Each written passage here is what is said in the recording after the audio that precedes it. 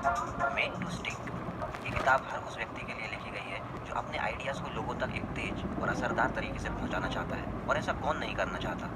अगर आप ट्विटर या फेसबुक पर कुछ पोस्ट करते हैं तो चाहते हैं कि आपकी पोस्ट ज़्यादा से ज़्यादा लोग देखें। एडवर्टाइज़र है तो चाहेंगे कि आपकी एड सबसे ज़्यादा लोगों तक पहुंचे। एक ब्लॉगर, एक जर्नलिस्ट, एक आर्टिस्ट, एक यूट्यूबर, एक बिजनेसमैन, हर कोई ज़्यादा से ज़्यादा लोगों तक जल्द से जल्द पहुंचना चाहता है। पर क्या हर किसी के लिए ऐसा कर पाना पॉसिबल है? जी हाँ।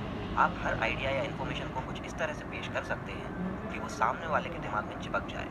पर हर महान आइडिया हमेशा सक्सेसफुल नहीं होता। बड़े गौर से रिसर्च करके लिखी गई बड़ी बड़ी बातें ना कोई पढ़ता है, ना कोई सुनना चाहता है। वहीं व्हाट्सएप पर आया हुआ एक बिना मतलब का या कोई फेक मैसेज रातों रात वायरल हो जाता है। कानपुर और उसके आसपास के क्षेत्रों में अभी कुछ ऐसी वारदातें सामने आई हैं जिनमें एक दंपत्ति अकेले खेल रहे बच्चों को चॉकलेट देकर जा रहे हैं। इन चॉकलेट्स को खाने के बाद बच्चों की या तो जहर के कारण या फिर चॉकलेट के अंदर छुपी हुई ब्लेड से गला कटने के कारण मौत हुई है। इस तरह की फेक न्यूज़ ज़्यादा जल्दी फैलेगी बजाय इसके कि अपने बच्चों को अकेले ना खेलने दें। अपराधी तत्वों से उनकी सुरक्षा के लिए उन्हें अनजान व्यक्तियों से दूर रहने की सलाह दें। तो पहले कही गई बात में ऐसा क्या है जो दूसरी में नहीं है? पहली बात में दो क्वालिटीज़ हैं। एक तो ये कि वो लंबे समय तक याद रहने वाली बात है, और दूसरी ये कि कोई भी उस बात को सुनकर किसी और को भी बताने के लिए उत्सुक हो जाएगा। पर इसका ये मतलब नहीं कि आप फेक न्यूज़ फैलाइए। इस फैक्टर का यूज़ हम पॉजिटिव तरीके से भी कर सकते हैं। जैसे बिस्किट्स की ऐड में एक पैकेट में कितनी कैलोरीज हैं, ये बताने की जगह ये बताना कि इसमें कितनी रोटियों की ताकत है। अपने विचारों, अपनी भावनाओं को किसी कहानी के जरिए बताना, उनमें एक सेंस ऑफ अर्जेंसी जोड़ देना आपकी बात को प्रभावशाली बनाता है। इस वीडियो में मैं आपको 6 प्रिंसिपल्स बताऊंगा। इन प्रिंसिपल्स को यूज़ करते हुए जब आप अपने आइडियाज़ को इंस्टाग्राम, यूट्यूब, मीडियम, एलिनसोल और ऐसी किसी भी वेबसाइट पर यूज़ करेंगे तो इनसे पैसा भी कमा सकते हैं। अगर आप एलिनसोल के बारे में नहीं जानते तो मैं आपको बता दूं कि ये वेबसाइट आपको फ्रीलांसिंग के ज़रिए तो पैसे कमाने का मौका देती ही है। साथ में अगर आप कुछ पोस्ट करते हैं, आर्टिकल्स लिखते हैं, क्वेश्चंस पूछते हैं, आंसर्स देते हैं, वीडियोज़ या इमेजेस बनाते हैं, बेसिकली किसी भी टाइप का कंटेंट अगर आप प्रोड्यूस करते हैं तो उसका आपको पैसा मिलता है। जैसे ही आपकी अर्निंग्स $10 पर पहुंचती है तो आप उसे विड्रॉ कर सकते हैं। ये तरीका यूट्यूब या ब्लॉग से पैसे कमाने से बहुत ज़्यादा आसान है क्योंकि इसमें विड्रॉल की लिमिट इन सबसे 10 गुना कम है। पहली बार आपकी अर्निंग्स विड्रॉ होने के बाद आपके लिए इससे पैसे कमाना और भी आसान हो जाता है क्योंकि इसके बाद आपके बनाए हुए कंटेंट पर एड्स चलने लगती हैं जिससे हुई कमाई का 50% हिस्सा आपको मिलता है। इस वीडियो में सीखे हुए प्रिंसिपल्स यूट्यूब, एलिनसोल, इंस्टाग्राम और ऐसी किसी भी वेबसाइट पर यूज़ करेंगे तो ज़्यादा लोग आपके कंटेंट को शेयर करेंगे जिससे ज़्यादा एड्स आपके कंटेंट पर चल पाएंगी और आपकी इनकम भी ज़्यादा होगी और साथ ही साथ अच्छा कंटेंट बनाने की प्रैक्टिस तो होगी ही। वेबसाइट की लिंक आपको डिस्क्रिप्शन में मिल जाएगी। चलिए अब हम हमारी वीडियो को आगे बढ़ाते हैं। आप जो भी आइडिया कम्युनिकेट करना चाहते हैं उसे सिंपल से सिंपल वर्ड्स में कन्वे करें। जितनी ज़्यादा डिटेल्स ऐड करेंगे उतनी जल्दी आपकी बात भुला दी जाएगी। पत्रकारिता में इस स्किल को पाना बहुत ज़रूरी होता है। किसी भी आर्टिकल की हेडिंग ऐसी होनी चाहिए कि वो पढ़ने वाले का ध्यान भी खींच सके और आर्टिकल के अंदर क्या है ये बात भी समझा सके। एक खराब हेडलाइन एक अच्छे आर्टिकल को भी ज़्यादा लोगों तक पहुँचने से रोक देती है। बिजनेस की फील्ड में भी आप आपका प्रोडक्ट एक लाइन में समझा पा रहे हैं तो वो कस्टमर के दिमाग में हमेशा रहेगा। जैसे ठंडा मतलब कोका कोला। आपसी बोलचाल में मुहावरों को यूज़ करने से भी आपका कम्युनिकेशन प्रभावशाली बनता है क्योंकि एक लाइन का मुहावरा भी बहुत गहरी बात कर जाता है। लोगों का ध्यान अपनी ओर खींचने के लिए आपका आइडिया अनएक्सपेक्टेड भी होना चाहिए। जब आप किसी ऐसे रास्ते पर बाइक चलाते हुए जा रहे हैं जहाँ से आप रोज रोज निकलते हैं तो आपको अपनी बाइक चलाने में ज़्यादा ध्यान नहीं देना पड़ता। आप अपने पीछे बैठे हुए साथी से बात करते हुए या अपने मन में कोई भी बात सोचते हुए भी सही रास्ते पर बड़े ईजीली चल पाते हैं। लेकिन अगर उसी रास्ते पर अचानक से कोई चीज़ आपके सामने आ जाए तो आप बातें बंद करके या अपने ख्यालों से तुरंत बाहर निकलकर एकदम अलर्ट हो जाते हैं। आपका पूरा ध्यान इसी बात पर होता है कि कहीं टक्कर ना हो जाए। उसी तरह जो भी आपका आइडिया है, चाहे वो कोई प्रेजेंटेशन हो, चाहे वो कोई एडवर्टाइजमेंट हो, चाहे वो आपकी ट्वीट हो, चाहे आपकी यूट्यूब वीडियो हो या कोई पेंटिंग हो, आइडिया कुछ भी हो, उसमें कुछ ना कुछ अनएक्सपेक्टेड, कुछ शॉकिंग होना चाहिए, तभी वो अपनी धुन में लगे हुए लोगों का ध्यान खींच पाएगा। इसके बाद लोगों का ध्यान अपने ऊपर बनाए रखने के लिए आपके आइडियाज़ कॉन्क्रीट और डिस्क्रिप्टिव होने चाहिए। कॉन्क्रीट मतलब ऐसे शब्दों का इस्तेमाल करना जिनका मीनिंग एकदम साफ हो, ऐसे शब्द जिनको सुनकर सुनने वाले के दिमाग में एक साफ तस्वीर बने। ये मान लीजिए कि आपको लोगों को चीज़ बतानी नहीं है, दिखानी है। एक ट्रैवल एजेंसी अपने पैकेज में लिख सकती है, कि हम आपको सुबह 8 बजे रेलवे स्टेशन से पिक करेंगे, 9 बजे तक आप होटल पहुंच जाएंगे, जहां आपको ब्रेकफास्ट दिया जाएगा। उसके बाद आप कुछ देर स्विमिंग पूल में एंजॉय कर सकते हैं। इसकी जगह ट्रैवल एजेंसी ये भी लिख सकती है कि सुबह 8 बजे आपको रेलवे स्टेशन से पिक करने के बाद हम आपको खूबसूरत हरी वादियों में घुमाते हुए शांत जंगलों के बीचों बीच बने अपने होटल तक लेकर जाएंगे। 9 बजे आप वादियों की खुली और साफ हवा के साथ साथ हमारे स्वादिष्ट और गर्मा गर्म ब्रेकफास्ट का मजा लेंगे। इसके बाद आप अपने लंबे सफ़र की थकावट दूर करने के लिए कुछ देर स्विमिंग पूल के फ्रेश पानी में नहाकर अपने आप को तरोताज़ा कर सकते हैं। Grammarly does more.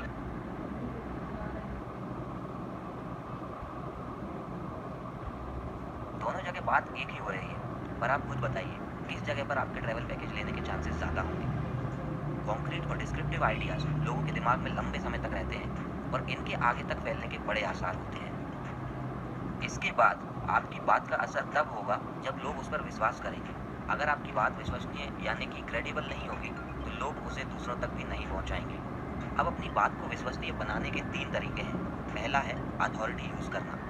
अगर आपने कभी influence the psychology of persuasion book पढ़ी होगी तो आपको पता होगा कि टूथपेस्ट की एड्स में डॉक्टर्स, हेल्थ ड्रिंक्स की एड्स में स्पोर्ट्समैन इसलिए दिखाए जाते हैं ताकि लोगों को लगे कि जब इतना बड़ा एक्सपर्ट कोई बात कह रहा है तो ये बात हमको माननी ही चाहिए।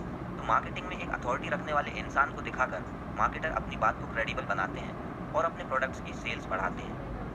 दूसरा तरीका है अपनी ऑडियंस के भीतर से आपके लिए क्रेडिबिलिटी जगाने का। जैसे कि अगर आपसे कोई कहे कि आप मेरा प्रोडक्ट खरीद लीजिए, अगर पसंद ना आए तो पैसे वापस ले लेना। ऐसा सुनकर ही आपके मन में भाव आ जाएगा कि ये प्रोडक्ट काम करता होगा, तभी आप उस पर इतना विश्वास जता रहे हैं। ऐसे में अगर आपके प्रोडक्ट में कोई छोटी मोटी मिस्टेक भी होगी तो भी कस्टमर उसको नज़रअंदाज कर देगा, क्योंकि आपका विश्वास देखकर उसका विश्वास पहले ही उस प्रोडक्ट में पक्का हो चुका था। तीसरा तरीका है एग्जाम्पल सेट करने का। इमेजिन कीजिए आप किसी बहुत बड़ी कंपनी में काम करते थे और फिर एक छोटी कंपनी में इंटरव्यू देने जाते हैं। तो इंटरव्यूअर के दिमाग में पहले ही ये बात रहेगी कि आप अगर इतनी बड़ी कंपनी में काम कर सकते हैं तो उसकी कंपनी में भी कर ही सकते हैं। उसका विश्वास आप पर खुद ब खुद बन जाएगा और ये चीज़ लाइफ के हर एस्पेक्ट में अप्लाई होगी। बिजनेस में आपके कस्टमर को कोई छोटा काम करवाना होगा और आप उसको बताएंगे कि उसकी ज़रूरत से बहुत बड़ा काम आप पहले ही कर चुके हैं, तो वो खुद ही डिसाइड कर लेगा कि अब उसको किसी और के पास जाने की ज़रूरत नहीं है। पर आप जो अपना एग्जाम्पल दूसरों को बता रहे हैं उसका प्रूफ आपके पास होना चाहिए, वरना आपको लोग एक लंबी लंबी फेंकने वाला इंसान समझेंगे। क्रेडिबिलिटी के बाद नंबर आता है इमोशनल अपील का। जब आप चाहते हैं कि आपका मैसेज पाने वाले लोग कोई एक्शन लें तो आपको लॉजिक का कम और इमोशंस का ज़्यादा यूज़ करना है। मान लीजिए कि आपको भारत के कुपोषित बच्चों के लिए लोगों से फंड्स इकट्ठे करने हैं। अब इस काम को करने के 2 तरीके हैं। या तो आप लोगों के सामने फैक्ट्स और फिगर्स रखेंगे कि देखिए हमारे देश में रोज़ इतने लाख बच्चे कुपोषण का शिकार हो रहे हैं, इतने लाख बच्चों की रोज़ इससे मौत हो रही है। या फिर आप बस एक बहुत ही कुपोषित बच्चे का फोटो लोगों के सामने लेकर आएंगे और लोगों से कहेंगे कि आपका एक छोटा सा डोनेशन इस बच्चे को और इसके जैसे और भी लाखों बच्चों को कुपोषण का शिकार होने से बचा सकता है। पहला तरीका लोगों के लॉजिक को एक्टिवेट करता है। आपके फैक्ट्स और फिगर्स अगर विश्वसनीय होंगे तो लोग उनको मानेंगे तो, पर शायद एक्शंस नहीं लेंगे। वहीं दूसरा तरीका लोगों में इमोशंस को जगाता है। इससे लोगों में भरोसा आ जाता है क्योंकि एक असली पिक्चर उनके सामने होती है। इसके साथ साथ लोग इमोशनल होकर एक्शंस भी लेते हैं। तो अगर आप चाहते हैं कि लोग एक्शन लें तो आपको उनके इमोशंस को टच करना चाहिए, उनके लॉजिक को नहीं। ये एक नॉर्मल सी बात होती है कि कोई भी काम करने से पहले हम सोचते हैं कि ऐसा करने से मुझे क्या मिलेगा। इसलिए इमोशनल अपील तब और ज़्यादा काम करती है जब आपकी ऑडियंस को उससे कुछ मिल रहा हो। अगर हम हमारे पिछले एग्जाम्पल की ही बात करें तो अगर आप लोगों से ये कहें कि डोनेशन देने से आपको कोई बैज या सर्टिफिकेट मिलेगा जो ये बताएगा कि आपने एक बहुत ही महान काम किया है, तो आपकी अपील और भी ज़्यादा इफेक्टिव हो जाएगी। और आखिर में आती है स्टोरीज यानी कि कहानियाँ। कोई भी बात किसी कहानी के तौर पर अगर दिखाई या सुनाई जाए तो वो कहानी सुनने या देखने वाले के दिमाग में घर कर जाती है।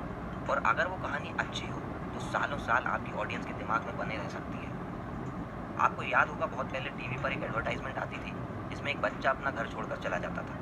रेलवे स्टेशन पर उसे उसकी पहचान के एक अंकल मिलते थे और उससे पूछते थे कि बेटा तुम कहाँ जा रहे हो। तो वो उनको बताता था कि सब मुझ पर गुस्सा करते हैं इसलिए मैं घर छोड़कर जा रहा हूँ। इस पर वो अंकल उस बच्चे से बोलते हैं पर घर पर तो मम्मी ने गर्मा गर्म जलेबियाँ बनाई हैं। और वो बच्चा खुश होकर कहता जलेबी, और इसके आगे की कहानी आपको अच्छे से याद होगी। तो इस एड में ऐसा क्या था कि आज 10 साल बाद भी लोग इसे याद रखते हैं, जबकि लाखों एड्स को हम भुला देते हैं। इस ऐड में एक कहानी थी, एक इमोशनल और एक क्यूट सी कहानी, जिसके सहारे धारा ऑयल ने हम सबके दिमाग में हमेशा के लिए जगह बना ली। और केवल एड्स में ही नहीं, आप कहीं स्पीच दे रहे हैं, कहीं प्रेजेंटेशन दे रहे हैं, किसी छोटे बच्चे को कोई बात समझा रहे हैं, कोई आर्टिकल लिख रहे हैं, हर जगह कहानी का यूज़ करके आप अपनी बात लोगों के दिमाग से मन तक पहुंचा सकते हैं। अब मैंने आपको 6 तरीके बताए अपने आइडियाज़ को तेज और असरदार तरीके से लोगों तक पहुंचाने के लिए। इन आइडियाज़ को याद रखने के लिए आपको बस एक वर्ड याद रखना है, success. Simple, unexpected, concrete, credible, emotional और स्टोरी। आशा करता हूँ कि मेरी बताई गई बातें आपको याद रहेंगी। ऐसे ही और बातों के लिए